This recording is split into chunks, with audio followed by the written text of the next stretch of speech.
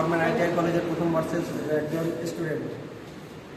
আমাদের যে ফার্স্ট ইয়ারের যে পরীক্ষা মানে প্র্যাকটিক্যাল পরীক্ষা এক্সাম হয়েছে, সেই এক্সামে আমাদের যে জব দেওয়া হয়েছে সেই আমি প্রস্তুত করেছি, যেটি অনেক মানে এই জব থেকে আমি অনেক কিছু শিখতে পারলাম যে কীভাবে এই জবগুলো বানানো হয়।